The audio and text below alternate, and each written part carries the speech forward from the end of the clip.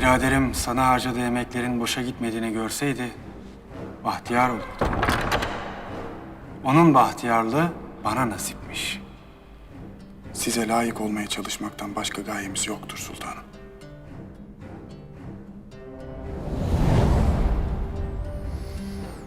Madem çıbanın başı Mehmet, biz de memnuniyetimizi gönlümüze gömer, devletin bekası için memur olduğumuz işi gözümüzü kırpmadan yaparız. Karın çoğu dağın yücesine yağar derler sultanım. Zor kararlar da hep en büyüğün payına düşer. Bizim payımıza da evladımız bildiklerimizden vazgeçmek düştü ha Kenan Efendi. Yerin akmazsa yara kapanmaz sultanım. Yerin akmazsa yara kapanmaz.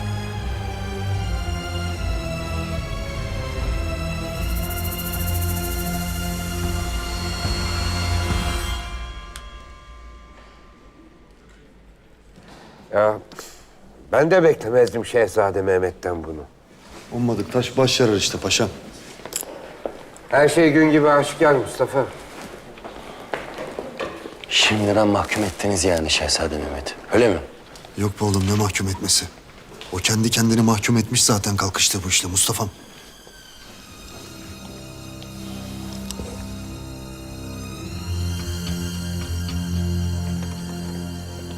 Mustafa!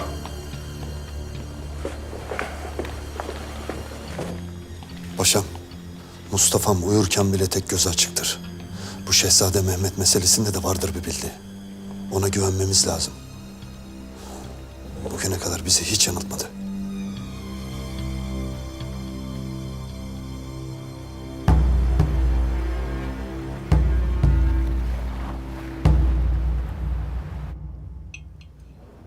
Neden isyancıyla bu kadar çok konuşuyor? Vardır Mustafa'mın bildiği süreye. Boris'i öldürdükten sonra...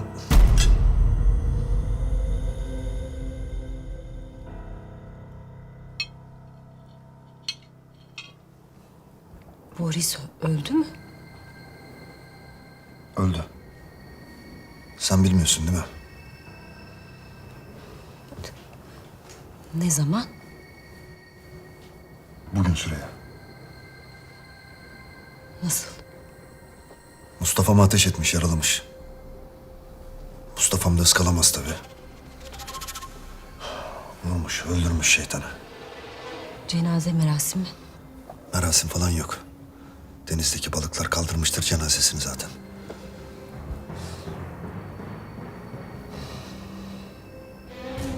Hayırdır Süreyya'm?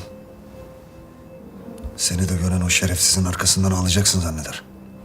Ne ağlaması? Daha geçen gün bankada toplantıda birlikteydik. Sen de böyle pat diye söyleyince... Kusuruma bakma be Süreyya'm, patavatsızlık işte. Ali, söz ver bana. Dikkatli olacaksın. Süreyya'm, galiba sen beni çeyiz sandığım marangozhanesinde çalışıyorum zannediyorsun ha? Keşke öyle olsaydı. Her kapı çaldığında sen mi geleceksin yoksa kötü haberim mi diye korkmazdım. Arabanın kurşunlanması olayını düşünürsek benim daha fazla merak etmem lazım seni Süreyya'm. Ha? Bir de şu bombalı hediye paketimiz var değil mi? Sen nereden öğrendin bunu? Ethem Efendi. Bazen bana mı yoksa sana mı çalışıyor diye düşünüyorum biliyor musun? Sözde tembih ettim ona kimseye söylememesi için. Söyleyecek tabii Süreyya'm. Söyleyecek tabii.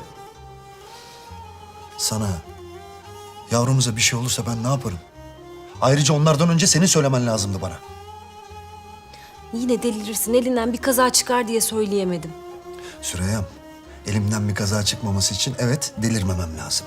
Delirmemem için de sizin güvenli bir yerde yaşamanız lazım.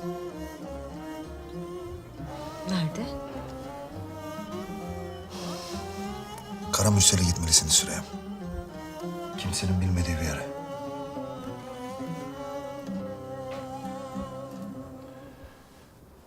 Benim bunlardan başka diyeceğim bir şey yok. İnanıp inanmamak sana kalmış Mustafa. Bana kalsa kolay da şehzadem. Bana kalmıyor ki. Herkes bas bas sizin adınızı veriyor. Padişahı tahttan indirip Şehzade Mehmet'e geçirecektik diyorlar. Ben de bundan haberim bile yok diyorum sana. Ve benim de buna inanmamı bekliyorsunuz. Artık orası sana kalmış bir şey Mustafa.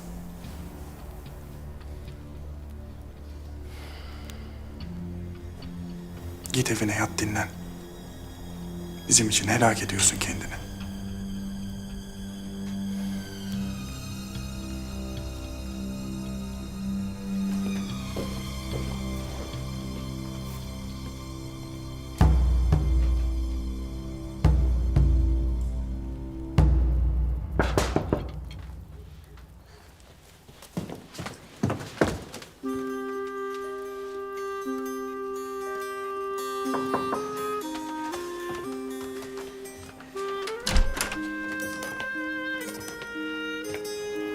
Hoş geldin, sen miydin?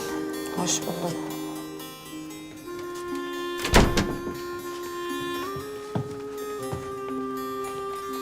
Sana da bir tabak koyayım o zaman. Zahmet etme, kalmayacağım.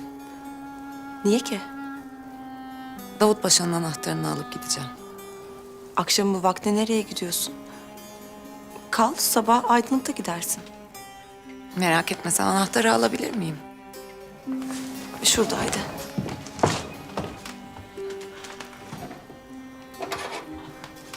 Buydu. Misafir ettiğin için teşekkür ederim. Rica ederim.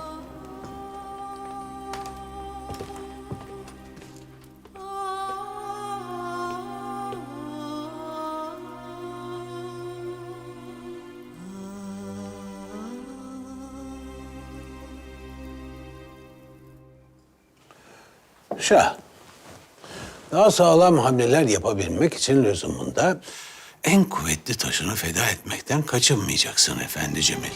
Haklısınız. Boris Zaharyas'ın ölmesi bize daha büyük hamleler yapma imkanı sağlayacak. Rakibin de senin istediği hamleyi yapması şartıyla. En iyi taşlarından birini Şehzade Mehmet'i feda etmesi şartıyla. Bravo Cemil, iyi hamle. Peki padişah Şehzade Mehmet'i idam ettirmezse ya da sürgüne yollamazsa? Padişahtan yana bir endişem yok. Benim endişem Filinta Mustafa. Filinta Mustafa'nın o kadar iyi satranç oynadığını zannetmiyorum. Bu arada Şah,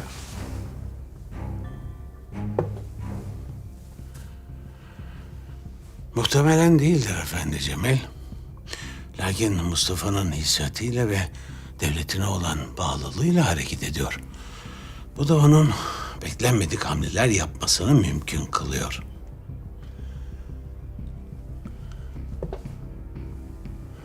Sizin Mustafa'nın bu beklenmedik hamlelerine karşı da önlem aldığınızı düşünmek beni rahatlatıyor Efendi Cemil.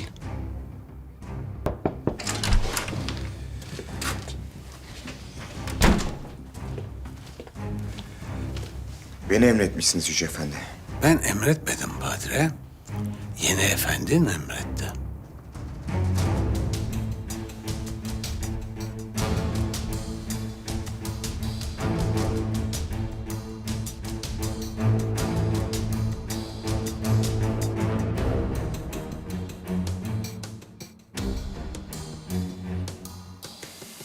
Yüce Efendi. Ben düşündüm ki Kılıç düşünmez Padre. Kılıç kes denilen yeri keser. Düşünen kılıç tutan eldir. Bundan sonra Efendi Cemil nereyi kes derse orayı keseceksin. kesmekten bahsetmişken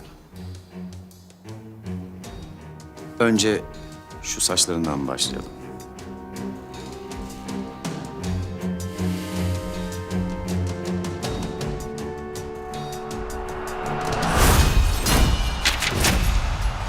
Sultan 3. Murat tahtına göz diken 5 kardeşinin katline karar eyledi. Sultan 3. Mehmet muhtelif zamanlarda 19 kardeşinin katline karar eyledi. Sultan 4. Murat 3 kardeşinin katline karar eyledi.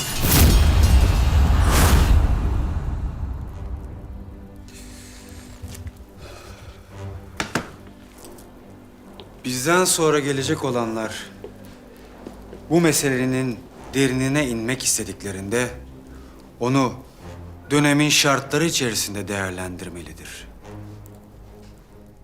O dönemde başka çarelerinin olmadığı kanaatindeyim.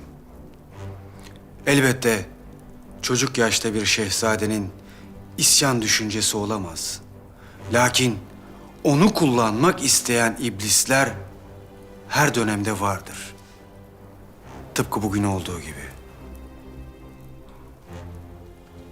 İsyan eden şehzade...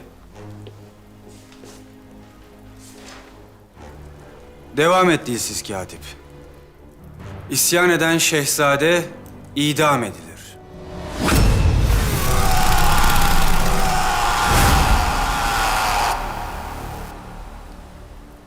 Nizam-ı alem için öldürülmesine cevaz var. Adaletin kuvvetli,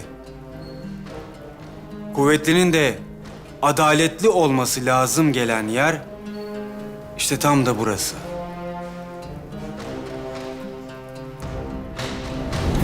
Uç hadi. Uç. Hadi diyorum. Uçsana. Hadi uç. Uç hadi. Mehmet. Neylersin burada? Hiç amca suya düşmüştü. Kurtardım, üfledim, kanadını kuruttum. Uçmuyor.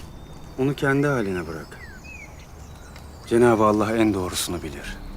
Ben iyi olmaya çalışıyordum sultanım. İyi ol Mehmet. Vicdanlı ol. Bu ikisi insanı insan yapar. Aynı zamanda adaletli ol. Bunların hepsi sende var çok şükür.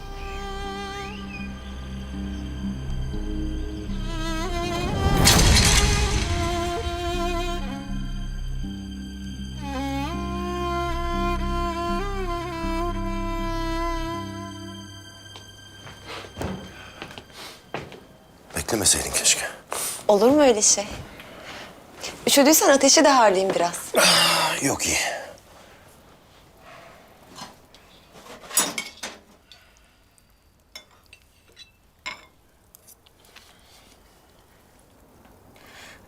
Mustafa kepengin arasında da kuş yuva yapmış bugün. İhtimalle yavrulayacak. Yattı mı? Kuluçkaya mı yatmadı daha bakıyorum ben. Onu demiyorum Ferah. Erken mi yattı? Gitti.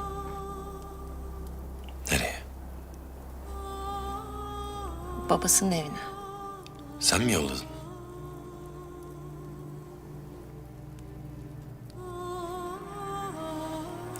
O kız bize Davut Paşa'nın emaneti. Bunu anla.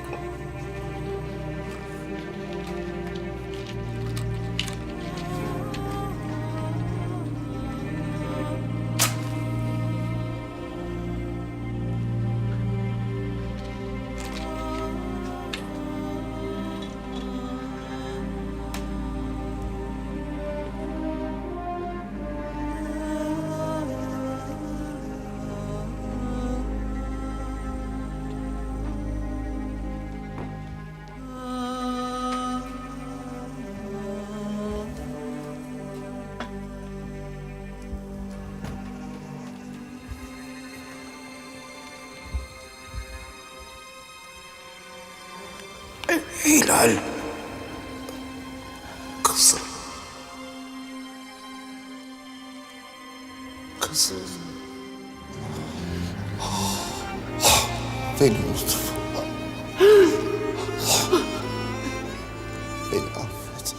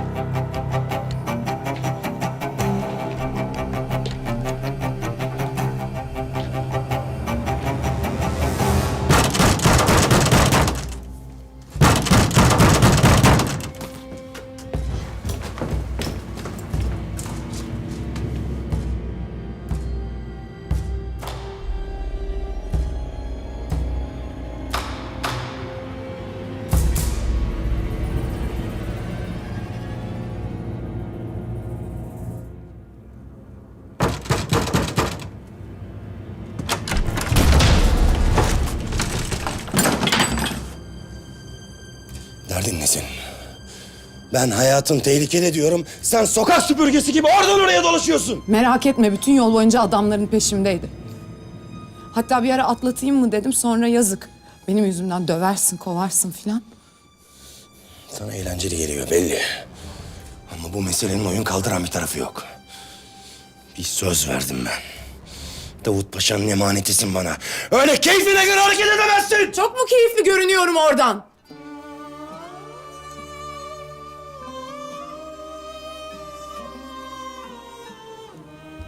Sakinleş. Bir kahve filan ikram edeyim istersen sana. Delik deşik vücudundan mermileri, zehirli okları çıkardığımda hatırlatacağım sana bu kinayeli laflarını.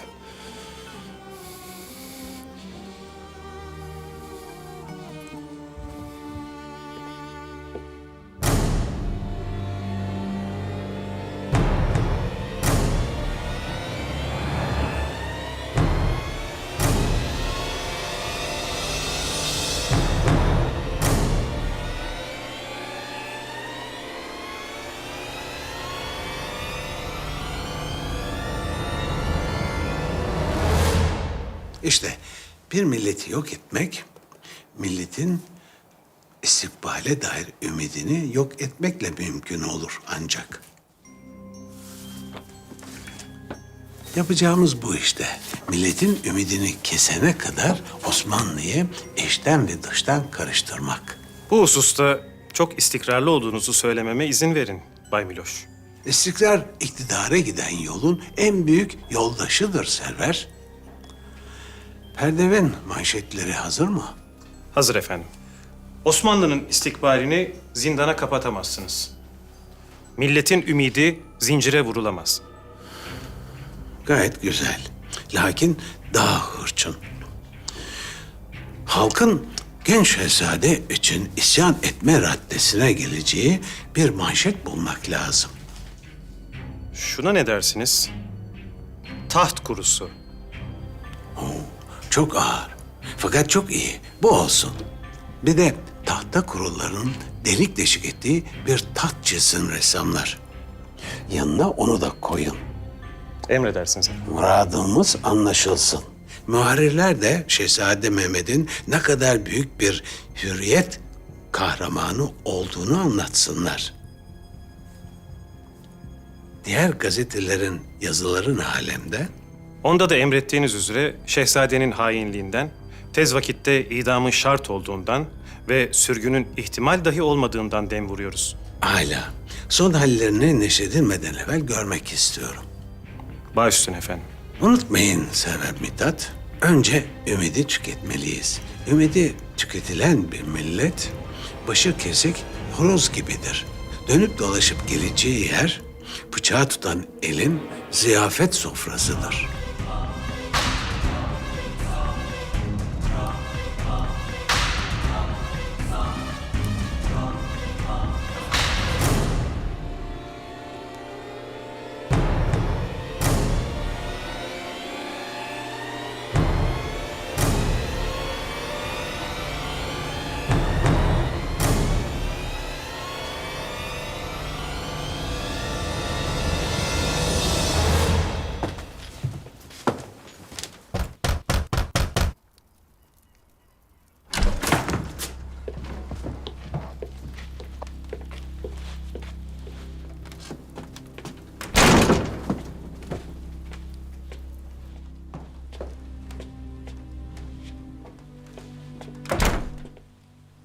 Emanet diyorum sana. Emanet. Anladım, emanet. Ama çocuk değil ki bu Mustafa. Bu yaşına kadar nasıl geldiyse, nasıl başın çaresine baktıysa bu yaştan sonra da bakar herhalde. Hem ben sana demiyorum ki kızcağızı sokaklara atalım diye. Madem babasının evine gitmek istiyor, bırakalım gitsin. Leyla, gözünü seveyim beni birazcık anla. Davut Paşa'nın son arzusunu yerine getirmeyeyim mi? Nasıl yapayım bunu? Adamcağız kızını bulduğu zaman kaybetti. Kafana sok şunu. Mustafa, sen hangi ara Davut Paşa'yı bu kadar sever oldun?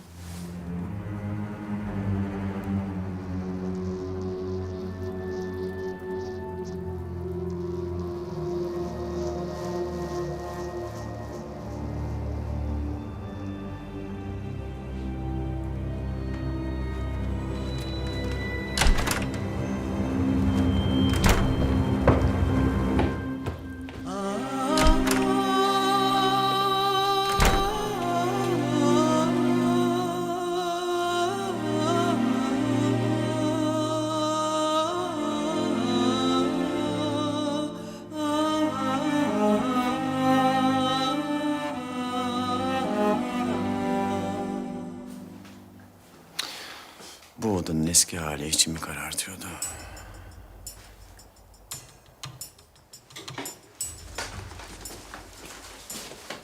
Aldıklarımı giymedin mi?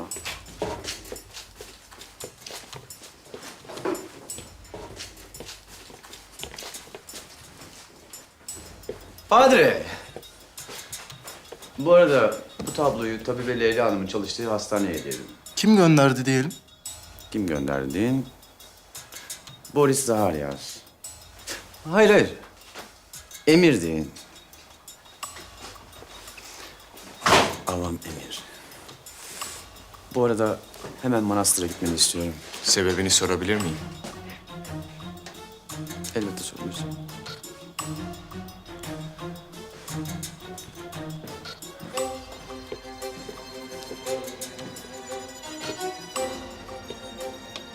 Ne zaman gitmemi istersiniz? Efendi Cemil. Yarın sabah erkenden. Bu arada kafandaki kuyruğu kesmeyi unutmuşsun galiba. Bir daha buraya geldiğinde lütfen yerinde olmasın.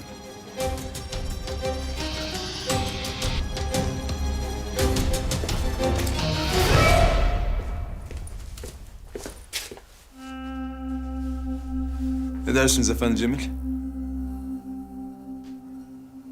Bazı şeyler olmayınca olmuyor galiba. Fazla da zorlamamak lazım.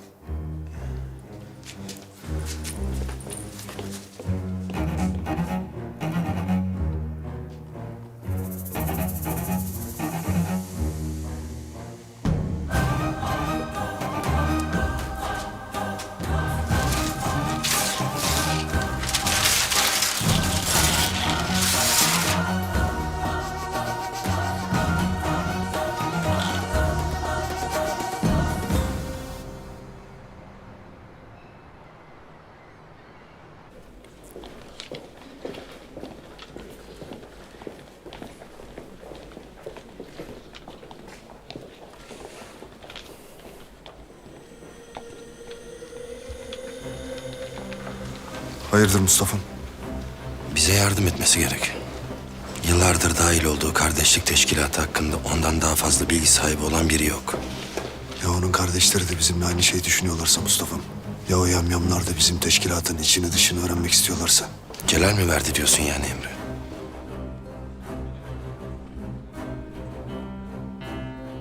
Hadi beyler, dönün işinize bakın. Davut Paşa'nın katili Celal. Babasının katili. Çocukları kurtarıyorken adamın alnına silah dayadığı Celal. Mustafa'm, emin misin kardeşim? Pekala. Bu iş bayağı derinlere gidiyor çocuklar. Bakmadığımız yerlere bakmalı. Gözün görmediği yerleri görmemiz gerekiyor, anlaşıldı mı? Paşam siz o dediğiniz yerlere bakın. Ben de Sadaret Divanı toplanmadan Şehzade Mehmet'i bir kez daha göreyim.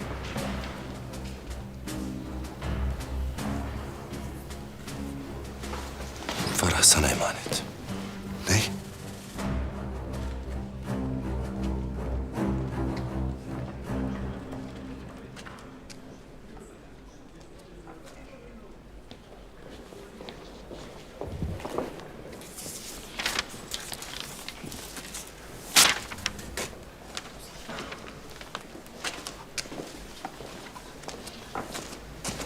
Benden pek haz etmiyorsun değil mi?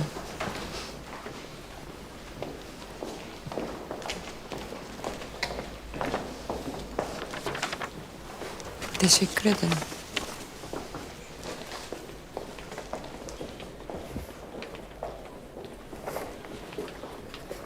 Padişah Efendimiz Sadaret Divanı'nı toplayacak. Ve muhtemelen hükmünü verecek. Var mı diyeceğiniz bir şey? Ben diyeceğimi dedim Mustafa. Bundan sonrası hünkârımızın adaletine kalmış.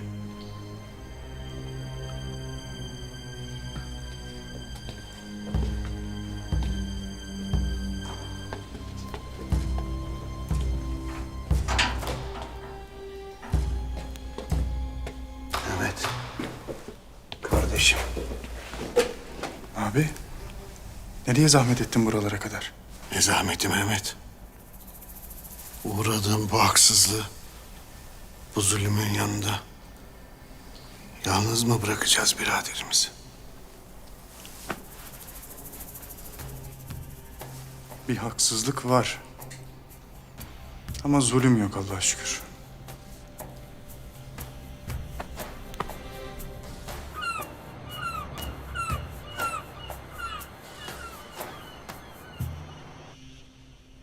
Aşikar olan da söylenmemiş ne ola ki? Şehzadeyi sorgulayıp duruyor. Verdiğimiz hükümden şüphesi mi vardır Filinta Mustafa'nın Ruhi Paşa? Haşa sultanım. Mustafa'nın muradı, zat-ı şahanenizin verdiği emir doğrultusunda vebal altında kalmamak için uğraşıp durur zannımca. Sizin fikriniz nedir paşalar? Hainin cezası tez vakitte verilmeli diye düşünürüz sultanım. Durdukça milletin huzursuzluğu ve öfkesi zapt edemeyeceğimiz raddeye gelir diye korkarız. Osmanlı'nın bekasına kim ki kastederse bir an evvel cezasını çekmelidir sultanım. Çekmelidir ki bundan sonra hiç kimse bu cüreti göstermeye cesaret edemesin.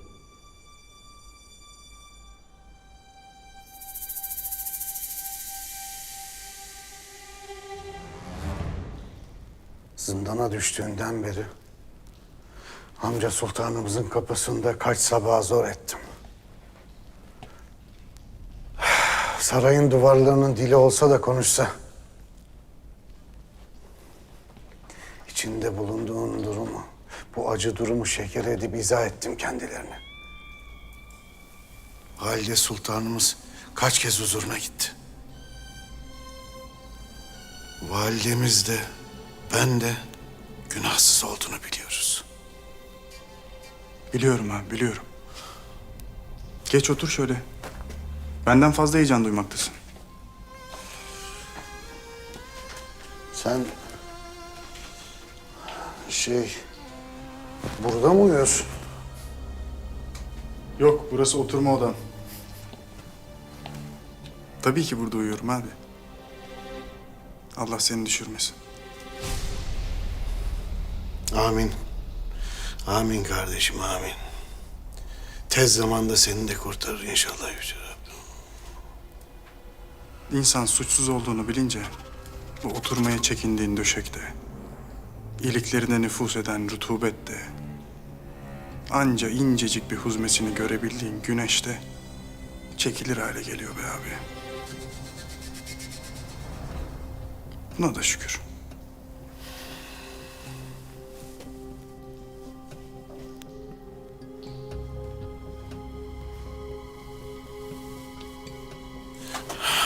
Çok şükür kardeşim.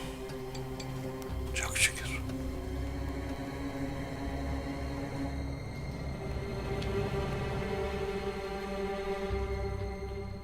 Ne der şehzademiz Filinta Mustafa? Önce Allah'ın, sonra sizin adaletiniz karşısında imanının tam olduğunu ve vereceğiniz hüküm karşısında boynunun kıldan ince olduğunu söylüyor. Hala. Peki sen ne düşünürsün? Bir de senin fikrini işitelim. Bendeniz sultanım. Bu isyankar hainlerin laflarını itibar etmeden önce daha detaylı malumat sahibi olmamız gerektiğine inanırım. Vereceğiniz hükmün geri dönüşü olmadığını farkındayım. O yüzden yanlış yapmaktan ve yaptırmaktan ve bunun vebalinden korkarım. Mustafa ne der? İşitir misin Kenan Efendi? Devleti halinin Filinta oğlumuz gibi kalbinde Allah korkusu taşıyan vicdanlı evlatlarının hakkaniyetli tutumu hepimizi yanlış yapmaktan alıkor muhakkak. Lakin Boris Zahanyas Nam Yezidi ile Şehzade Mehmet'in arasındaki telgraflaşmalar kafi delil değil midir diye de merak ederiz. Bir delildir muhakkak. Lakin yeterli olup olmadığını ben değil,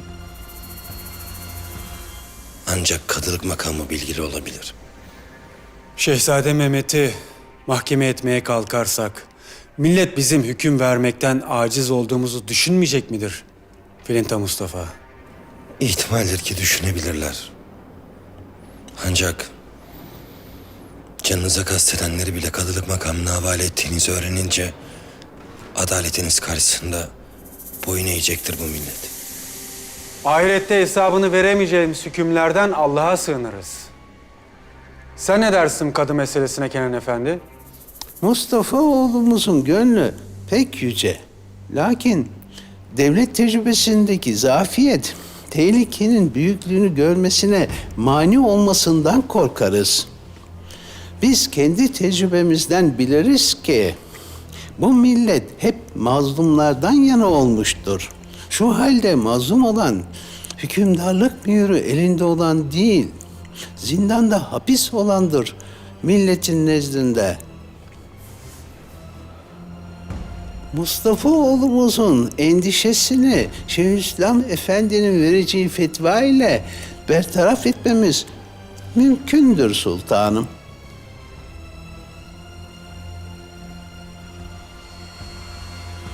Öyleyse hükmümüz şu yöndedir.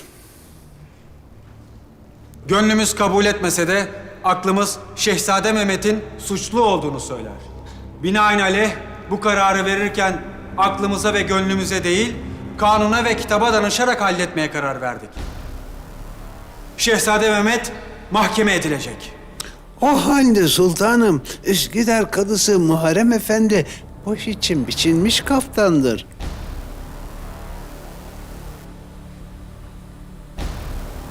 Hemen başlasın bugün bu iş.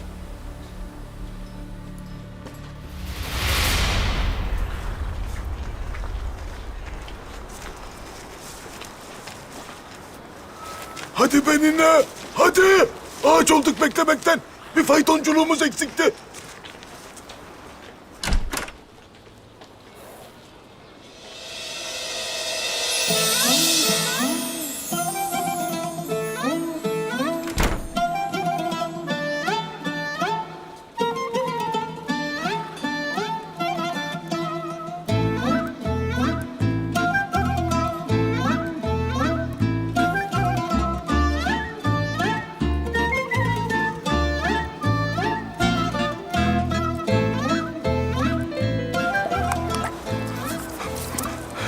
Hidayat'ı da hamama gidemiyoruz. Hanımefendiciğim, hürmetler, zahmet buyurmayın. Buyurun.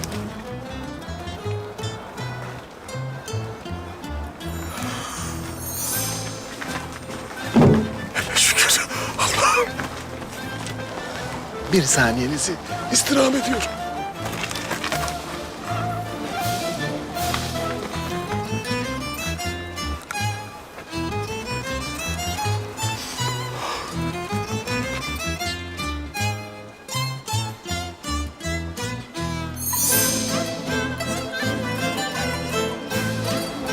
Hürmetler.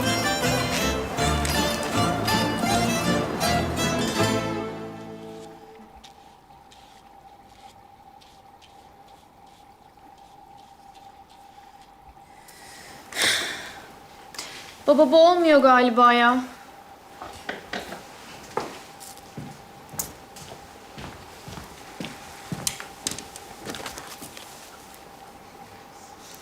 Haklısın. Yeni bir şey denemek lazım.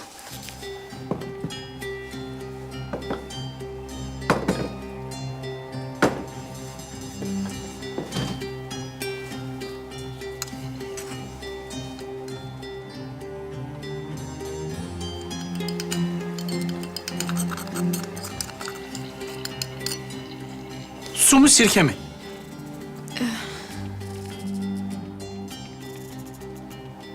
İkisi de değil.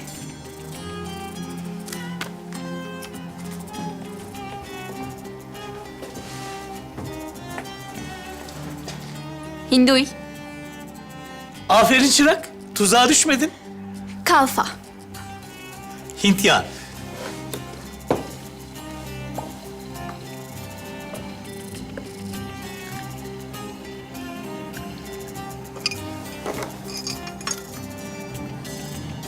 Ver bakalım.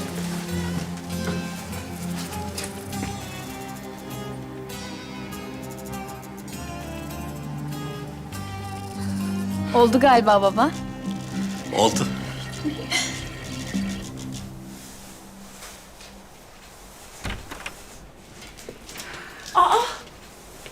Dadıcığım, sen nasıl geldin?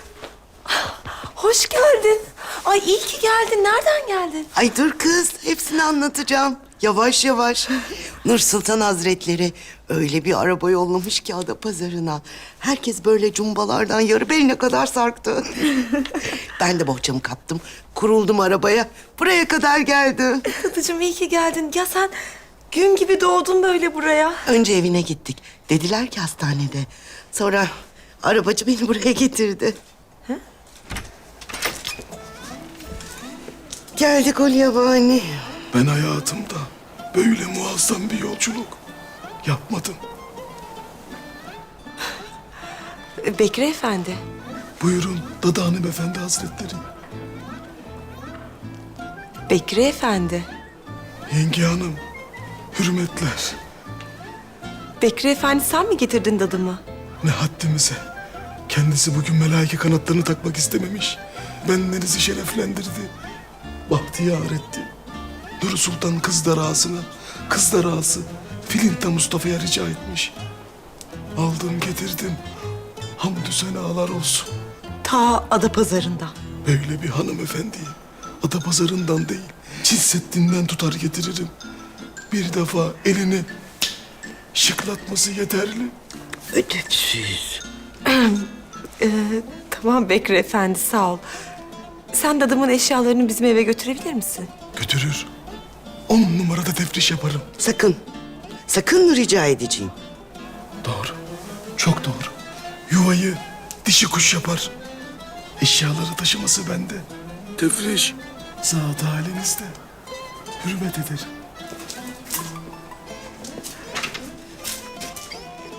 Ay koskoca memlekette arabacı mı kalmadı? Seni Mustafa bunu yolladı bana. Dadıcığım arabacı değil ki o zaten.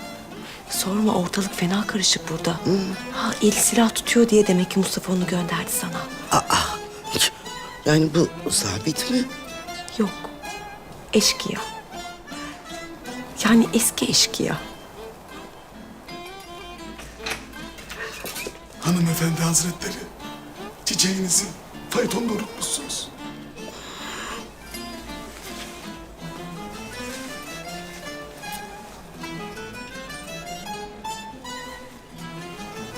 Yenge Hanım, saygılar.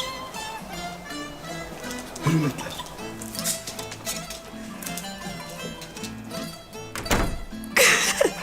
Dadıcığım ne iyi oldu geldin.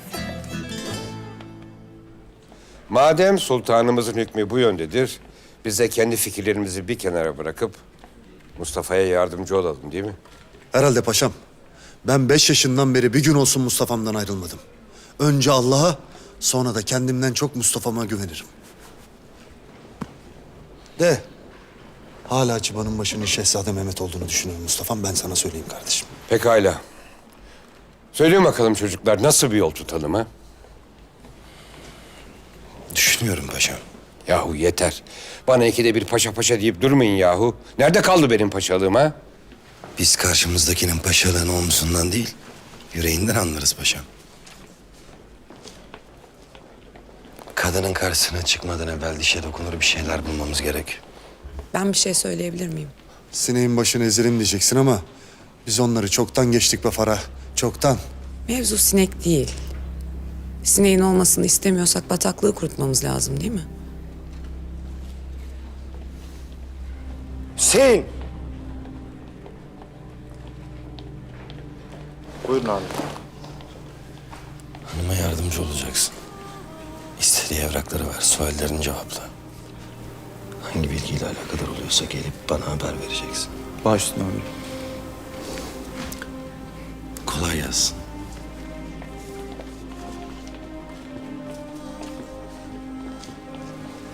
Kolay gelsin.